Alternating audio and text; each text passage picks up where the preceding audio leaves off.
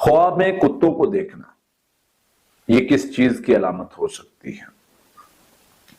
ज्यादातर कुत्तों को देखना अमूमन अच्छा नहीं होता और उसकी मुख्तलिफ कंडीशंस होती हैं,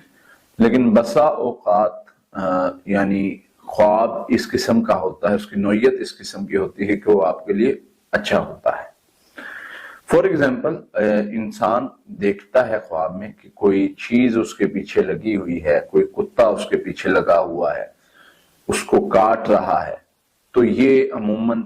शैतानी असर की अलामत हो सकती है, जादू की अलामत हो सकती है। हर किसी का ऐसे नहीं होता, लेकिन अमूमन देखा गया है कि इस तरह के मरीज को, जिसको इस तरह के ख्वाब आते हैं, काला कुत्ता है, वाइट कुत्ता है, उसने उसको काट लिया है या काटने की कोशिश कर रहा है, तो ये यानी शैतानी असर, जादू जिन्नात की अलामत हो सकती है। लेकिन वही अगर आपको कुत्ता चाट रहा है आपके पाँव को, हाथ को, तो ये मुनाफिक शरीर की अलामत है जो आपको शर पहुंचा सकता है। लेकिन आपको अल्लाह की तरफ से इशारा मिल गया कि आपके करीब कोई इस तरह का बंदा है जो आपको शर पहुंचा सकता है। फिर इसी तरह से अगर हम देखते हैं कि अगर आप कुत्ते को मारते हैं, कुत्ते को भगाते हैं, कुत्ता आपसे डर के भागता है, तो ये बुरा ख्वाब नहीं होता, ये पॉजिटिव साइन होता है। या कुत्ता आपके घर में आया, चला गया, भाग गया, या कुत्ते को आपने मार दिया, तो ये एक तरह से पॉजिटिव साइन इस एतबार से होता है कि शयातीन या शयातीन जो हैं इंसानों में या जिन्नों में, अल्लाह ताला ने उसके शर से आपको बचा लिया है। फिर इसी तरह से अगर कुत्ते के मुंह में आप अपना हाथ देखते हैं, पांव देखते हैं, तो ये भी जादू जिन्नात की अलामत हो सकती है। मैंने एक बार मेरा जादूगर से वास्ता पड़ा और मुझे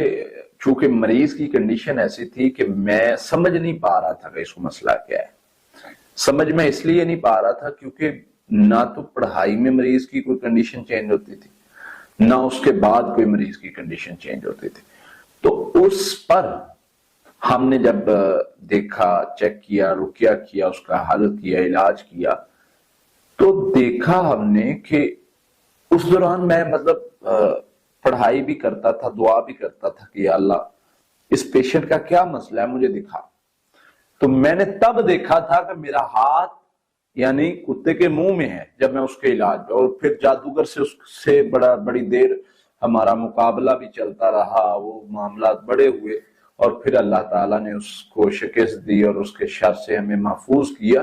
तो इस तरह के कुछ मामला हो सकते हैं, ये शैतानी असर की अलामत हो सकती है कि इस तरह का ख्वाब आता है तो आप उसका असर जायल करें, आप जो है वो अल्लाह से पनाह मांगे उसके शर से बचने के लिए। आप जो है वो पढ़ाई के जरिए अल्लाह से मदद मांगे और पढ़ाई करने के बाद अपने आप को महफूज करें, उसमें आऊज़ु बिल्लाहि मिन शर्रि शैतानि व शर्रिहा पढ़ के लेफ्ट साइड पर फूकें, सदका भी दें, हिफाजती पढ़ाई जो है वो 7-7 मरतबा वो भी पढ़े। उसके बाद अल्लाहुम्मा इन्ना नजअलुका फी नूरिहिम व नऊज़ु बिका मिन शुरूरिहिम, ये दुआ जो है ये भी 300 बार शुरू कर दे। अल्लाह ताला हर किस्म के शर से इंशाल्लाह आपको महफूज कर लेंगे।